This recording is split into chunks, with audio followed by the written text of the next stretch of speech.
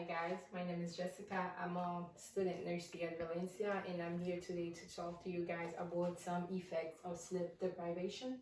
So before I start, I would like to emphasize that sleep deprivation is a silent epidemic, which means people really don't talk about it because they don't really think it's really important, because as we know, most of us do have a lack of sleep. We don't sleep enough because maybe we have some kind of personal activity, work, social life, and other thing that we enjoy, and we enjoy all those things over sleep. Like I said before, we prioritize everything over sleep, such as work, school, socializing, and we forget that sleep is a very important thing. But the reality is, good quality of sleep is essential for good health, because if the quantity of sleep is not sufficient, it can affect long-term health. And also, studies have shown that individual sleeping less than 6 hours or less have a 70% higher mortality rate than those who sleep 7 or 8 hours, which is really a big gap. It's really sleep deprivation. It's really a big issue that we don't talk about. We don't see it as a problem, but guys, really, it's a very big issue. So now let's move on. And then, as you can see in my PowerPoint, this picture really shows what the lack of sleep due to body, mind, behaviors, and emotion. So from the body, we can have a fatigue, breathlessness, and some headaches. The mind, we have impaired judgment, negativity, indecision, bad decision making.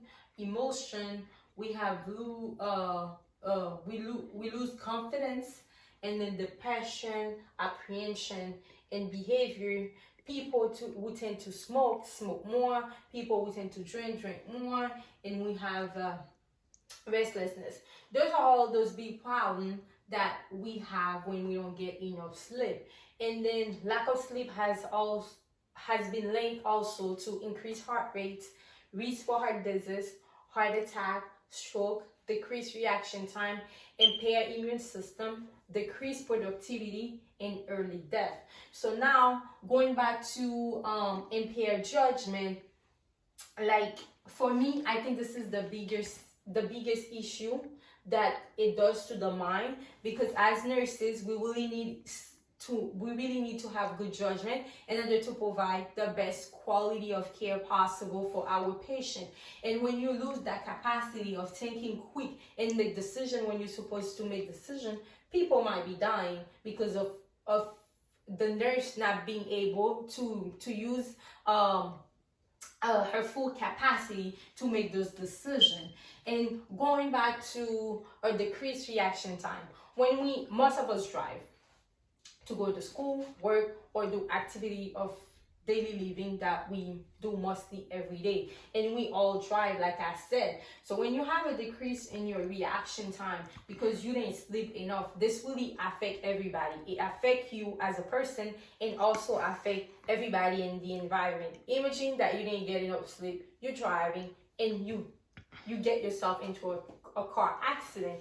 So getting into a car accident will probably lead to some serious injury or even death, which is something that we don't want to happen.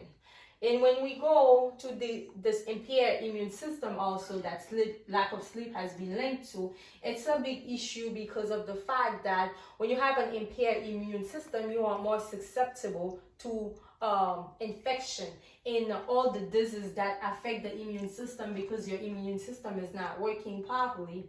And going down to decreased productivity. So not having enough sleep it's affecting everything, because that decrease of productivity, it affects everybody, both personal life, work, school, and all of the activity that maybe somebody has to do. And remember that lack of sleep has been also linked to early death, which is nobody want to die early. I know one of those days we all have to die. We know that. But then we don't want to have an early death because we are not getting enough sleep and the body is tired, and we getting all this kind of disease that we could have prevent by getting enough sleep. So now let's move on the effect of sleep deprivation on college students. Lack of sleep and poor quality of sleep are prominent in young adult and college students.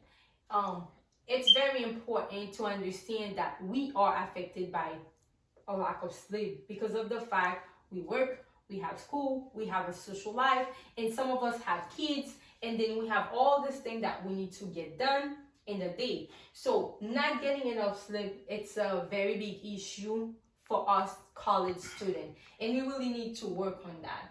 But then we tend to have some bad sleep habits, such as we eat late at night, which will prevent us from sleeping because the digestive system is working, and then this will prevent you from going to sleep. And at night when you sleep and you try to lay down, you get those heartburn that really hurt. And I've been through this before, and I don't think it's a good idea to eat before we sleep.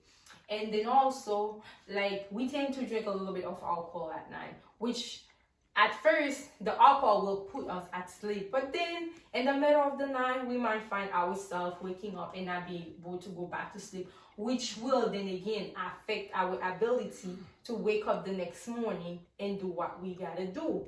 But then we have some of us that have the inability to maintain that regular sleep schedule, because yesterday we might have sleep 4 hours, today 2 hours, the next day 3 hours, which really impair the sleep cycle, and it's really difficult to get back on track. And also, studies have shown that there is a relationship between poor sleep quality and lower academic performance. So as I said before, it really affect college students in a way that we really have to think about it and sit down and make changes to our personal life in order to get that sleep, that good quality of sleep that is essential for health, and then that will help us to have our full capacity when taking an exam or having to do anything that are related to school. So for example, most of us like to stay late at night before an exam, trying to study and get everything in the brain. But then we might find ourselves in the morning taking that exam and we go blank because our brain is so tired that we cannot really focus. We cannot read the question properly. We have that impaired judgment. We make bad decision, and the bad decision goes also with what answer we choose. Because when the brain is tired, the brain is not working, and you trying to finish that exam. Because for most of the exam, we have a time frame, and we trying to stay on track. But then when your body is so tired, it's very impossible to get this done.